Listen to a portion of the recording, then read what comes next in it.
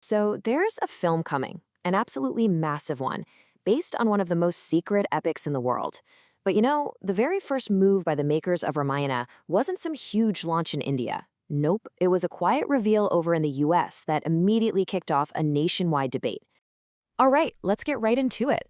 We're going to break down this whole controversy, really dig into the producer's super ambitious global plan, and figure out what this high stakes gamble could mean for the future of Indian cinema, on the world stage.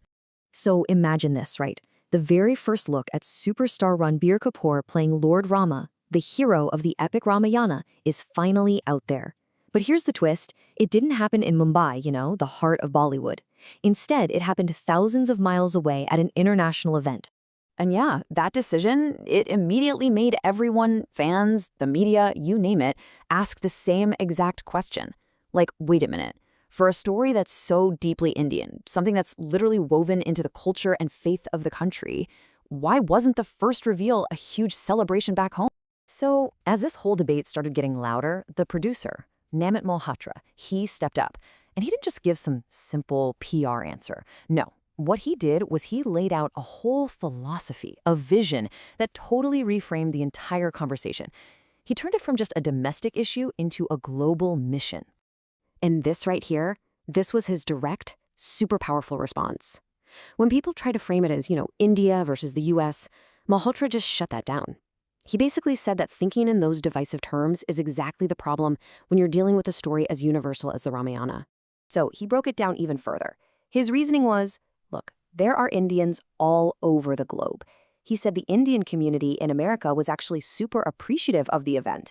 The goal here, he argued, isn't just about selling tickets in one country. It's way bigger. It's about starting a global movement, building awareness for this incredible story absolutely everywhere.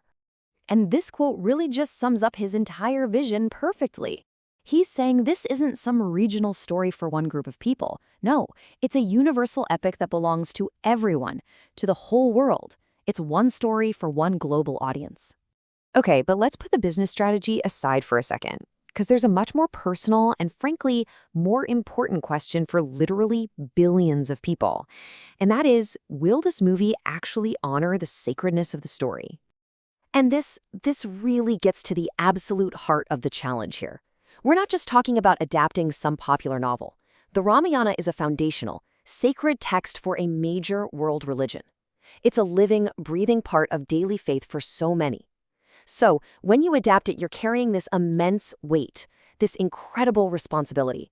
Every single choice, from a costume to a line of dialogue, is going to be looked at through a spiritual lens. Well, the film's director, Nitesh Tiwari, he's actually addressed this head-on. He knows how deeply people are attached to this story, and he's promised that they've taken incredible care with it. He simply said that he feels their portrayal of Lord Rama is, in his words, very authentic. All right, so let's zoom out a bit, because this whole global first strategy, it isn't just about this one movie, even a movie as huge as this one. It's actually part of a much bigger, very calculated plan to totally change Indian cinema's place on the world stage. I mean, just look at this number. Over 1,000. That's how many films India's film industry pumps out every single year. It's an absolute powerhouse, right? The creative output is just massive. But that leads to a pretty surprising paradox. Think about it. With all those movies and over 100 years of filmmaking history, India has never really had that one massive culture-defining global hit that breaks through in the West. For whatever reason, maybe it's distribution, maybe it's marketing that just paints them as niche. The producer, Namit Malhotra, he puts it really bluntly. He just says they've never made a mark. So, the idea is that Ramayana is going to be the film that finally changes all that. The whole strategy is to just flip the old model on its head. Step 1.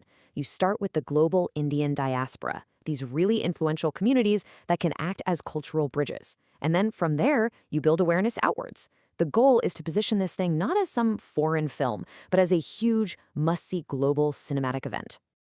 Okay, so we have this huge ambition, this big global strategy is in motion. So what's next? Let's look at the actual timeline for this massive project. Like, where are we right now? Well, things are definitely moving, and moving fast. Post-production on Part 1 is already underway, and get this, they've already started filming Part 2. As for the release date, the one you're going to want to circle on your calendar is Diwali 2026. That's when Part 1 is set to hit theaters. And all of this leaves us with one final, really crucial question. The ambition here is crystal clear. The strategy is incredibly bold, and you know the stakes are just enormous. By deciding to go global first, Ramayana isn't just telling an ancient story. It's trying to write a brand new chapter for all of Indian cinema. And honestly, the whole world is watching to see how it all plays out.